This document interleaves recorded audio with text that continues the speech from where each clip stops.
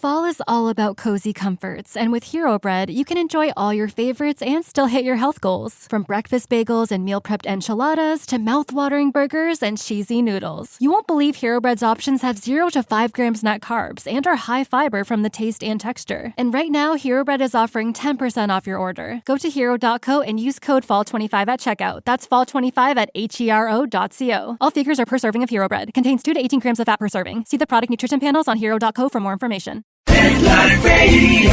This is Pet Life Radio. Let's talk pets.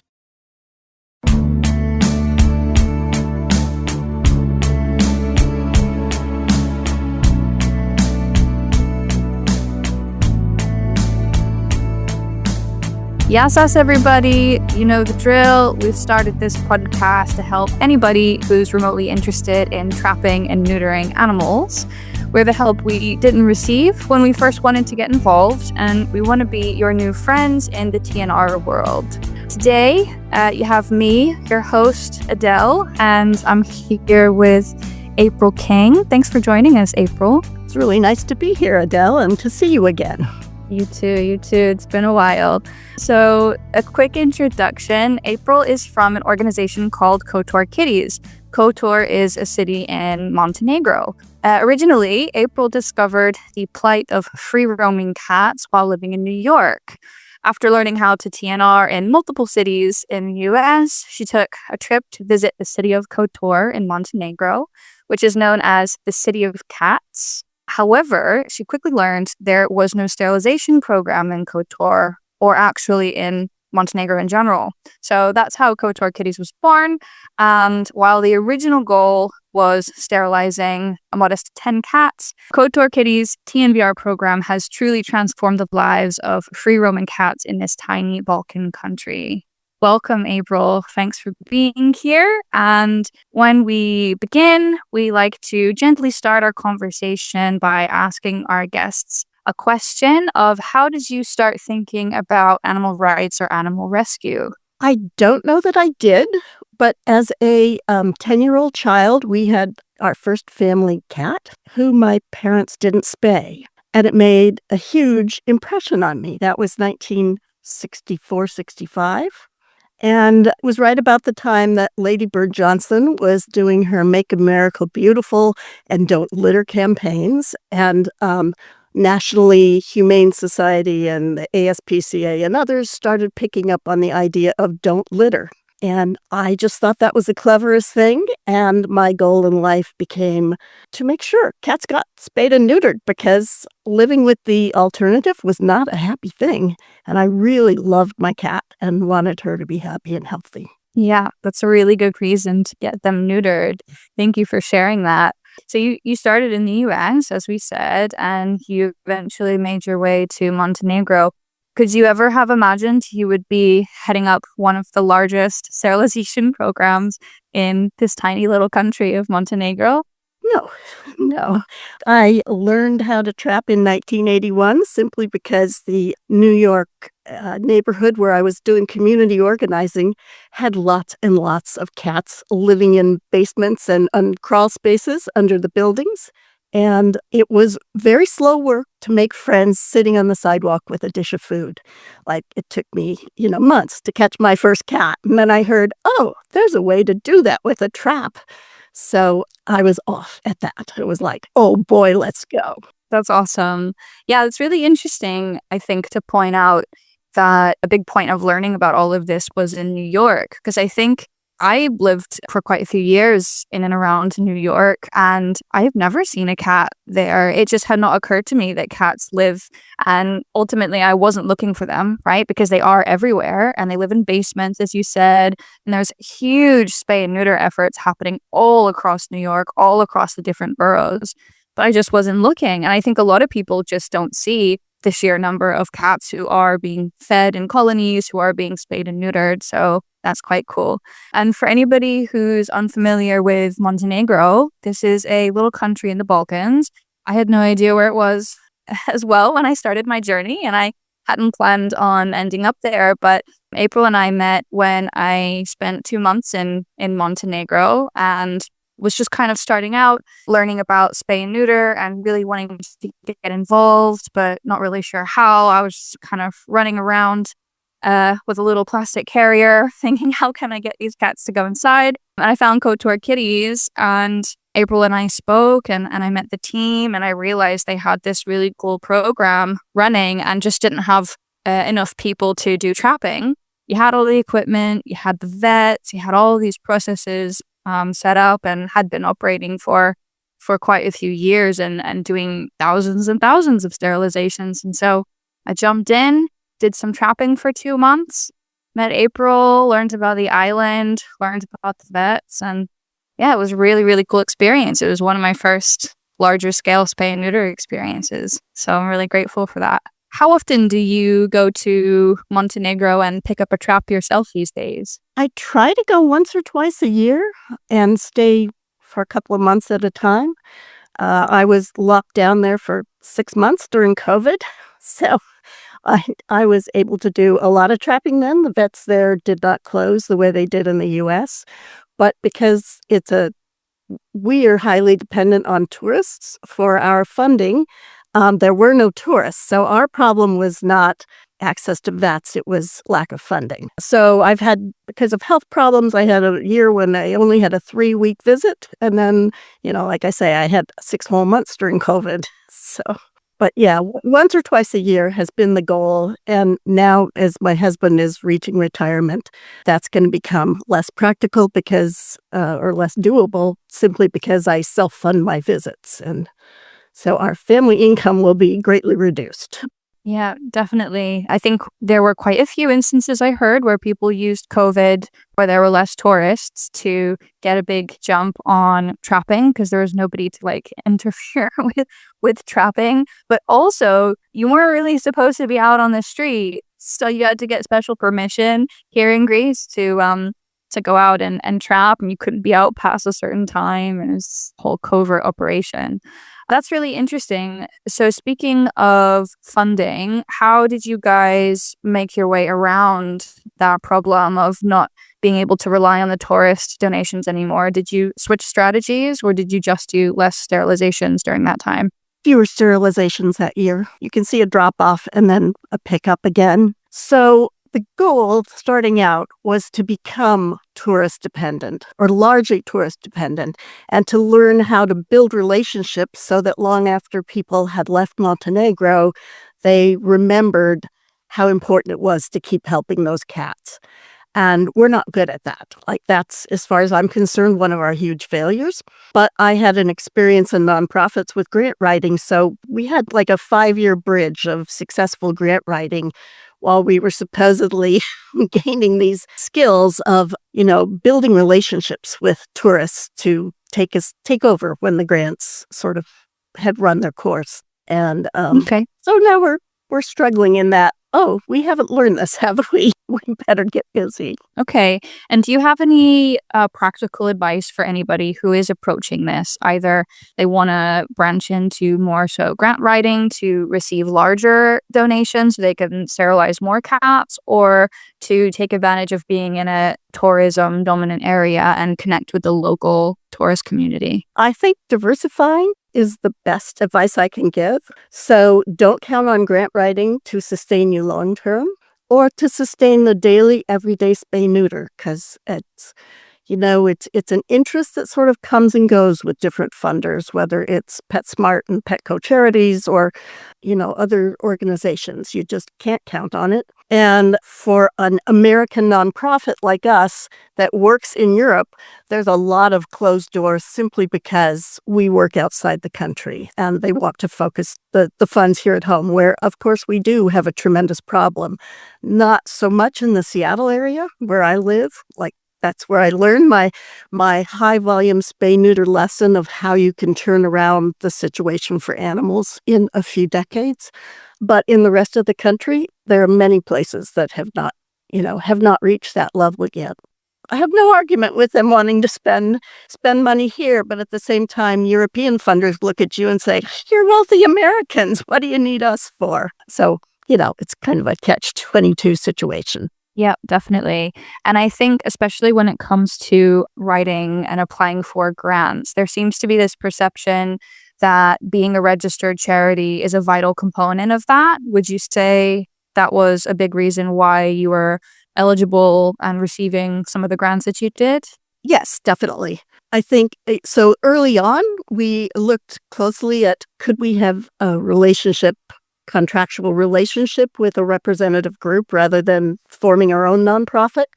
But within Montenegro, there were no other organizations that shared our focus. I mean, they're primarily dog related to begin with, and there was just no interest in cats. They're primarily rescue related, not spay neuter, not TNVR. So that wouldn't work. And then here in the U.S., they were very askance at sponsoring an organization that worked abroad. It just didn't fit with objectives here. So, Right. Okay, we'll be a 501c3. And then we're actually now a partnership of 3 groups of Kotor Kitties. So we have the U.S. nonprofit, which was the original. And then some of the volunteers from the UK formed a registered charity there, which allowed us to take advantage of the 25% gift aid from the government, which is really a nice thing. And then the goal all along was to start to involve the folks locally in decision making and in running the organization. So we have now an NGO equivalent in Montenegro. Cool.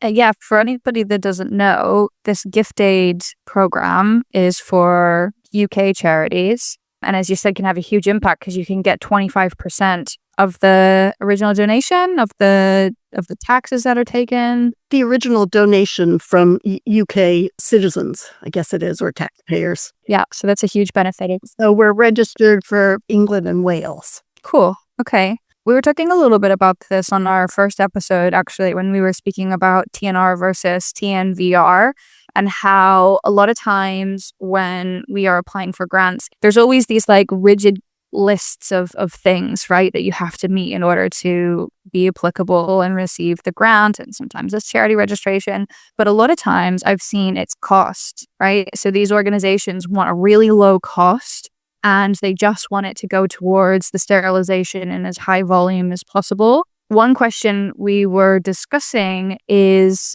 how to approach if we want to incorporate vaccinations into our sterilization protocol, how to approach that with funders and grants, because at least from the grant providers that I've seen, they don't really view vaccination as something they want to give to. They want to give to the sterilization surgery itself. Do you have any experience with that? Like, were you able to apply to include funding for vaccinations, or you felt it was kind of excluded?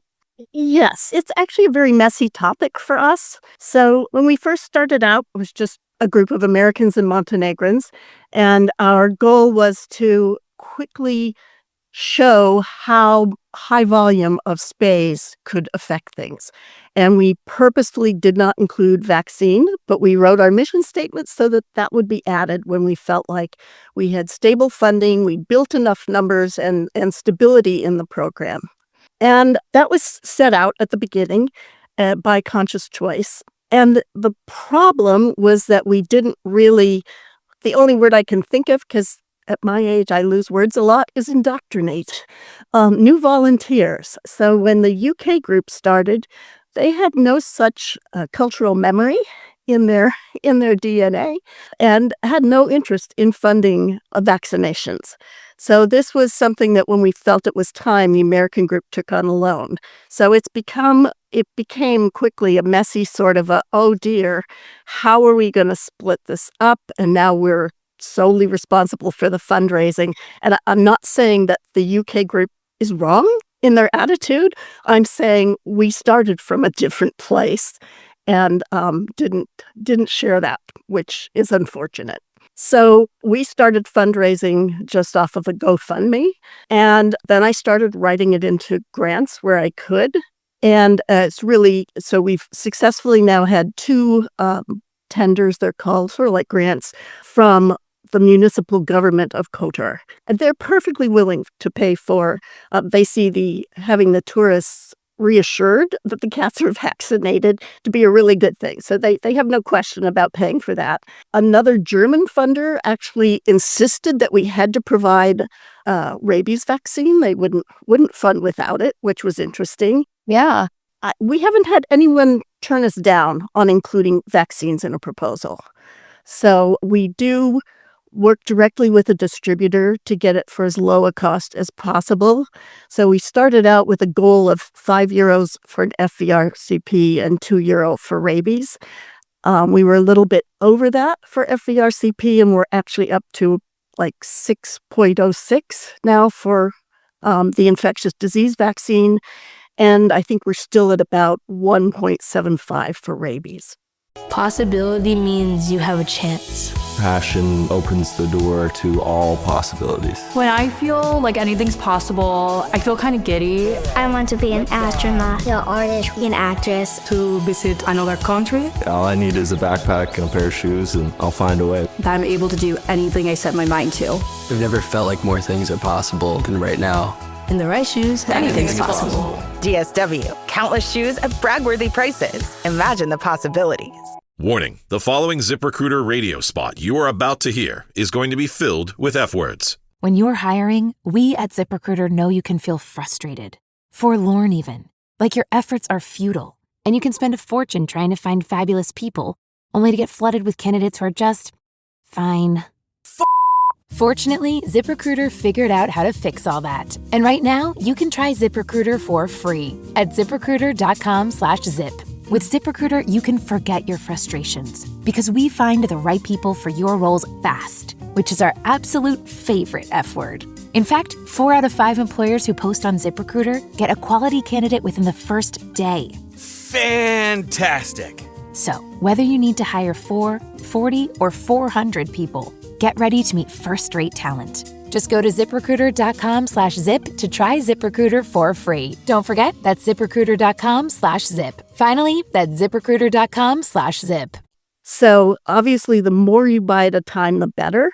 Our problem is that Montenegro gets a very limited supply of any vaccine. And so we can go for months without having any available to purchase. And then, you can have 300 units. Well, if you're spaying 3,000 cats a year, that doesn't go very far.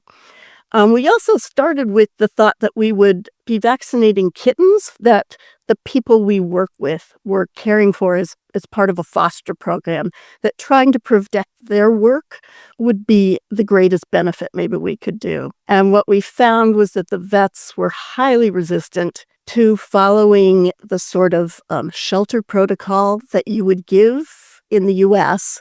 that you would use for very high-risk kittens in, situations where people are fostering 40 kittens. Hello, if that's not a shelter, what is? They're 40 kittens from the street with no known background, lots of diseases because there's just no immunization being done there, blah, blah, blah. So when we realized that wasn't going to work with kittens because the follow-up vaccine can start at 4 weeks, but if you're not doing follow-up vaccines, you're wasting your money. So then we put them into the spay neuter program and began doing as many as we could of our surgeries. And we had been keeping track all along of the fact that cats weren't being vaccinated. So we had that in our record keeping system. And then when it started, we can track that and we can see where we're out of vaccine and can't purchase anymore, which is really sad. There's a lot of really interesting points in there about your specific situation in Montenegro. And there are still people in Montenegro who do not believe in vaccination at all. Yeah. No COVID vaccine for them, no rabies for their pets. Just no.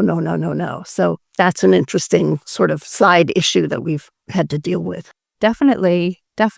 And like you've pointed out, getting people on board with sterilization and then also vaccination. I mean, this is an important point to the success of any spay and neuter project, right? Like you want the public to accept you as an organization and the choices that you're making, even if they don't take care of those animals directly, but also the local people who are really involved. You want them to be on board and everybody providing the same type of medical care, especially if we're talking about vaccination, because like you said, if you're just doing one for a kitten and you're not doing the booster, Well, and if you're starting at 4 weeks, it's recommended that you do every 2 to 3 weeks thereafter until they're either 16 or 20 weeks old, just because you don't know when maternal immunity will run out, if they received any maternal immunity.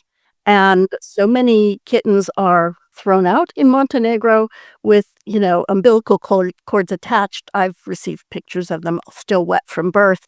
So they haven't gotten that colostrum ingestion at the first. But, if you vaccinate at 4 weeks and don't do those follow-ups, it's like a wasted vaccine. So right. And the process of them. And you can share the research with the vets. You can share the research with people. You can share all the recommendations. I mean, even the World Small Animal Vet Association came out this year recommending a sort of shelter schedule. And, it's still like, who are you to tell veterinarians how to do their job? So yeah. So to your point, this process of nursing from their mother is so important for them getting the antibodies that they need to fight off infectious disease, which is even more important when we consider, I think when we've spoken before, we've talked about how much infectious disease we see in the Balkans, in these countries. I mean, the respiratory and eye issues and all these, things that everybody just calls cat flu. It's all these different types of infectious diseases that can be prevented, but they can also get them from their mother. And so, there's these interesting overlaps. And I think it's important that you've pointed out that you're giving both rabies and infectious disease vaccines, because there are a lot of countries, especially around EU and UK, that mandate rabies. Just like you connected before with the funding, like German organizations, maybe they have lower rates of rabies, so they're going to mandate that you're providing rabies vaccines because they see it as a strategic approach. And then other countries in the Balkans have higher rates of rabies, right? So they're going to understand that it is important to keep that herd immunity, even if rabies is not rampant in cats. Just like we don't see rabies rampant in Greece, but we still want to vaccinate to provide that herd immunity.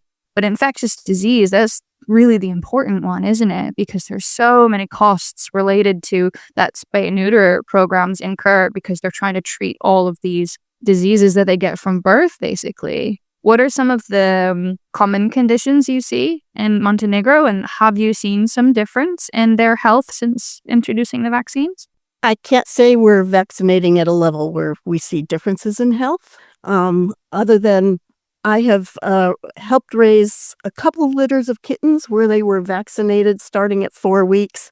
Even though they had their mother, we didn't know anything about her immunity, and none of them had any eye infections. And I'm so proud now seeing them as adults that are going on 3 years old. It's like, oh, you're so beautiful and your eyes are so normal. And I know that having vaccinated them helped make that happen. So, but can we look around? No, there are just tons of kittens with eyes popping out and bulging out and huge lesions and seals shut with pus, and that's just everywhere. You do what you can. And I guess one of the biggest lessons is not to let perfection get in the way of making progress. Because, there are days when you stand back and go, I stand back and say, what are we doing here? There's just the high quality we aspire to is so far from being here. And yet we know we're changing lives. And this is the first trip. I was there 3 months and just got back, and it's the first time that I haven't found a dead cat that I had to move out of the road. Not a single dead cat. And I only found 2 dead dogs my first week, hit by cars. And for me, that was huge. Like, I was afraid to say to people, oh my gosh, I can't believe this change. But it was quite astounding to me. And assuming this is in huge part to all of the work that you guys and other groups have done all across Montenegro to stop this cycle, right? To stop the sickness before it happens, to stop the litters before they happen. And you've achieved that because you've done huge amounts of sterilizations and quite a few collaborations with, local government, like getting funding for vaccines and other groups and locals and things like that. We're gonna talk about that a little bit more. We're gonna take a quick break, and then we'll be right back speaking with April.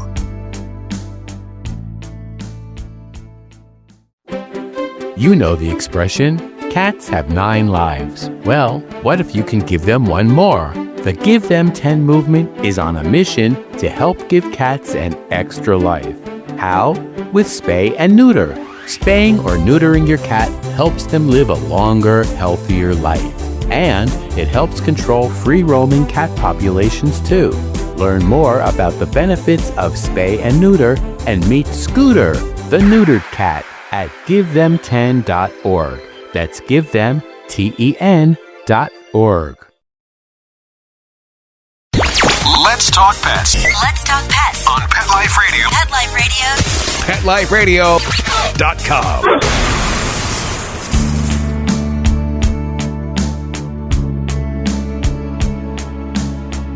Okay, we're back with April from Kotor Kitties, and let's get right back into our discussion.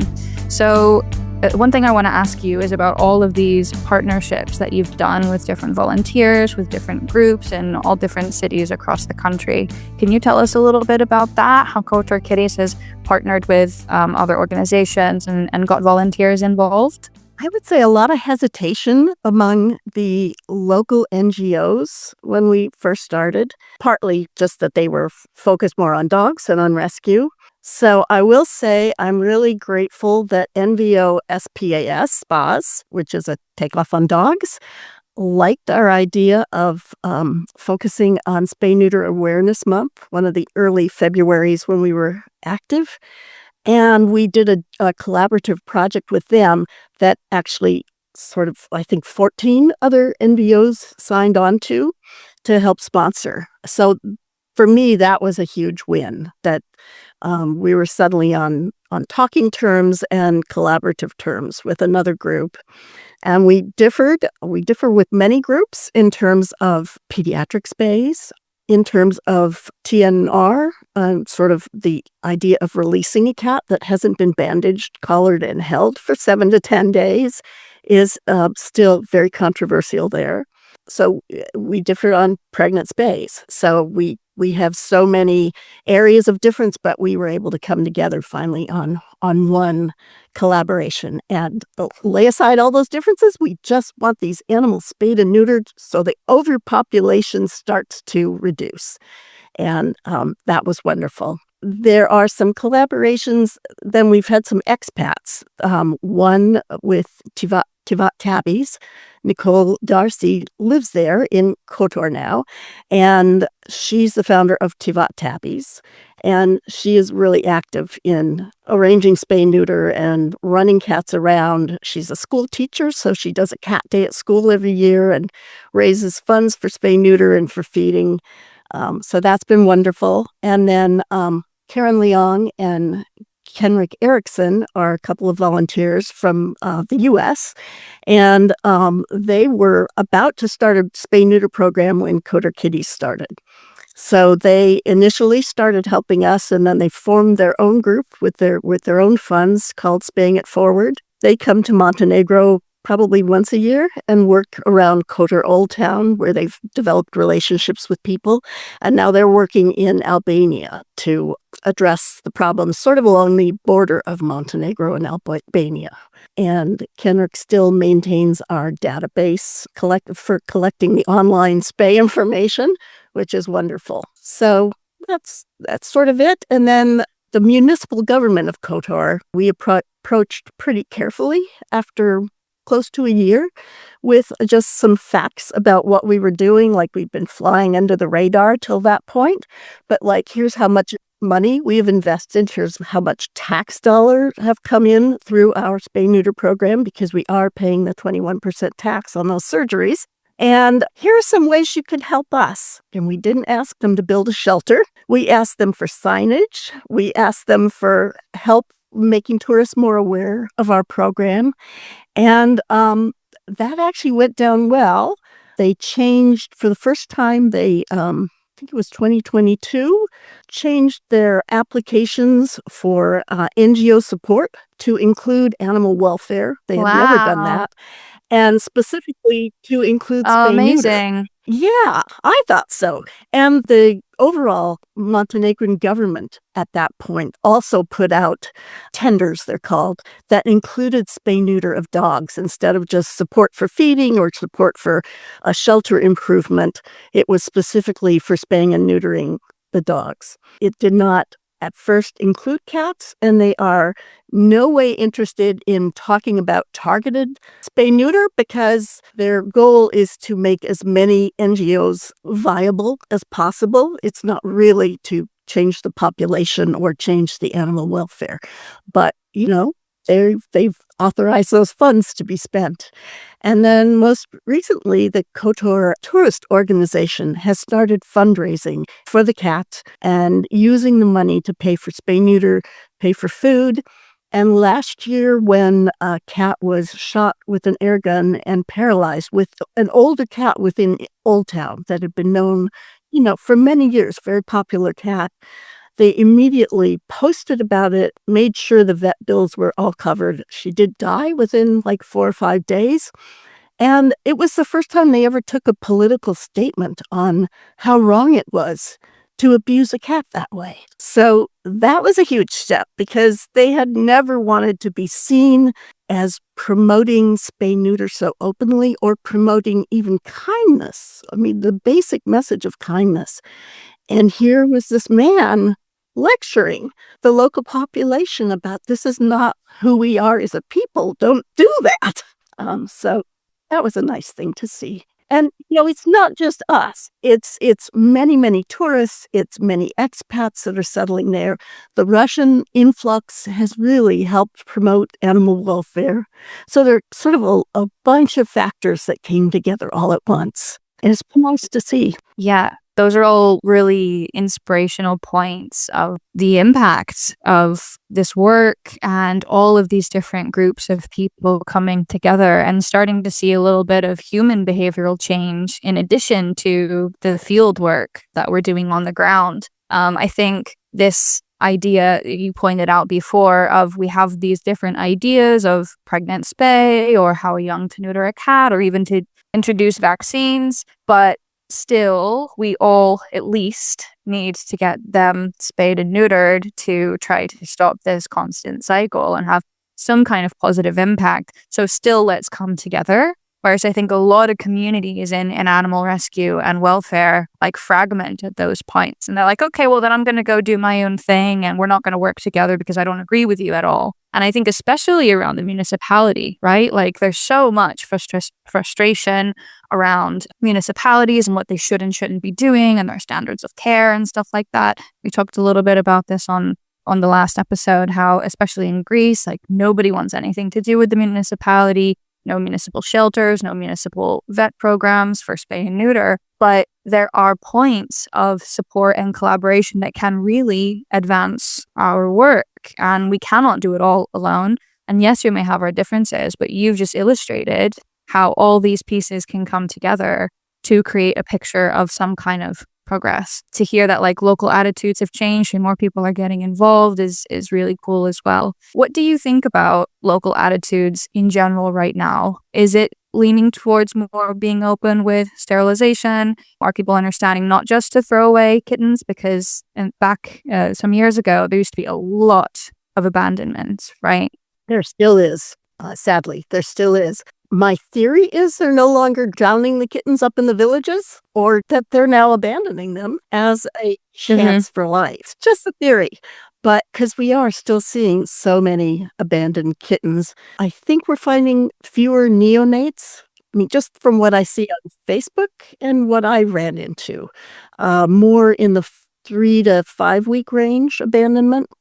That's somehow a little more humane because they can eat a little bit. But I think people are more accepting of spay-neuter.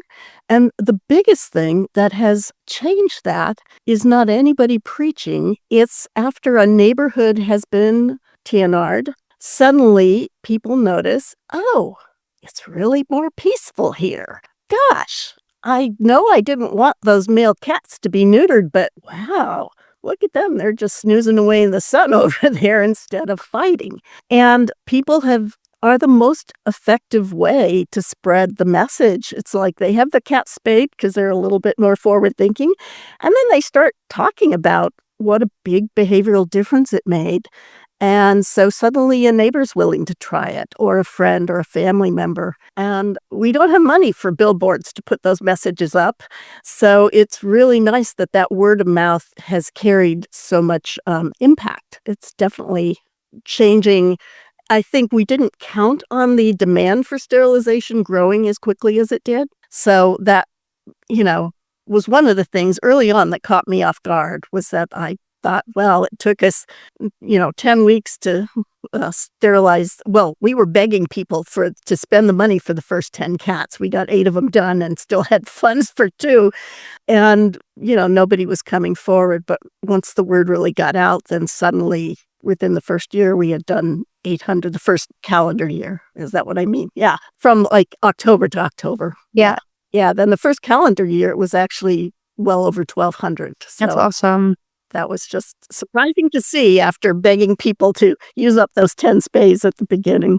I remember from Karen and Kendrick's program, Spaying It Forward, they were also offering at one point €5 per cat you would bring in for sterilization, right? It wasn't just that it was free, but they were trying to incentivize people by paying them. I think they did that in Albania. We've never had to do that because we have an influx of cats. We no longer advertise on Facebook, but if we ever had someone give us $100,000 or euros to spay and neuter with, we would just put up a Facebook post and be spending that as fast as the vets could do the surgeries. That's fantastic. So we no longer advertise just because we don't have so much funding to keep, replenishing our pot, so to speak. But we still have plenty of cats coming in with just word of mouth. That's really fantastic to see the demand for spay and neuter really change. And you made a really good point that I talk about your example of sterilizing the majority of a lot of these areas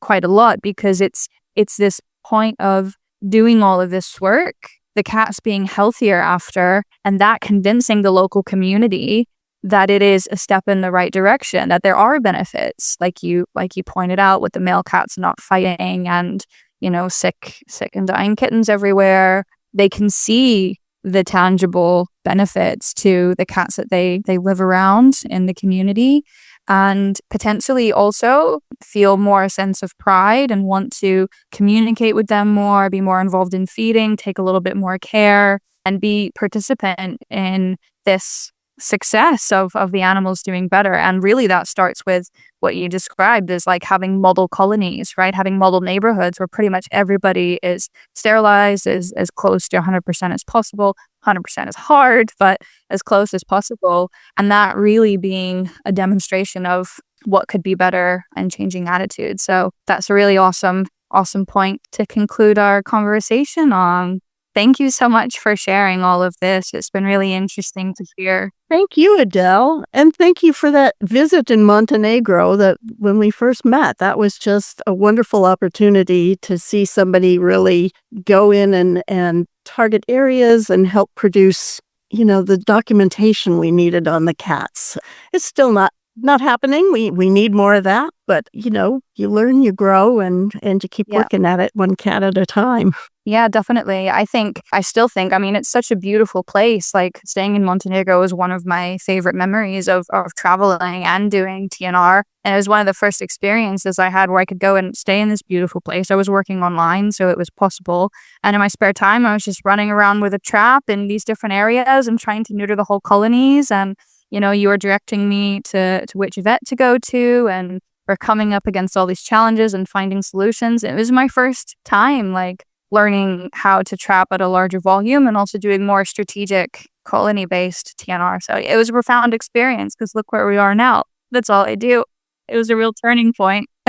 Yes, which is wonderful. Yeah. And, someday maybe we'll turn into a host spot for trapping teams that want to come to Montenegro and have a vacation where they also help a lot of cats. So it needs to be off season, I will just say, in case this makes the air. Don't plan on coming during the summer. It is gridlocked. Nobody tries to drive cats anywhere between June and September. Yeah, definitely. But it's beautiful in the winter months as well. I'm looking at a picture of the gorgeous bay of Kotor behind you. And gosh, these mountains, I've kayaked across that bay, is absolutely stunning. It's an amazing place to stay. Yes. Cool. Yes, I agree. Well, thank you so much for joining us. Do you want to tell everybody where they can find out more about Kotor Kitties, any social media or website links that they should know about? Sure. Well, we're on Facebook, which is at Kotor Kitties, and the same on Instagram. And our website is www.kotorkitties.org. Awesome. And Kotor is T, Kotor, and Kitties the way we normally spell it. And at some point, we may have to change our name to Spay Montenegro. But when we started out, we just picked a cute alliteration, not knowing how much was needed in Montenegro at that time. There was also, I saw a few months ago, a short documentary about Kotor's cats and the volunteers that was released. Where can we find that? I think we have it on our link tree, and it's one of the links you'll find there. So from our website, you can find that, or from our Facebook or Instagram, and click on that. Awesome. I'll put that in the episode notes as well so people can go and see that. It's a really nice illustration of the people involved and the cats and how the area looks and stuff like that. So thank you again so much, April, for joining us. We love being inspired by incredible people like you. And we're really excited about this whole podcast adventure in general. April is just one of the many awesome people we've talked to from places all around the world. So for now, we'll see you all at our next episode. And in the meantime, stay out of trouble and keep trapping to save the streets one animal at a time. Let's Talk Pets, every week on demand, only on PetLifeRadio.com.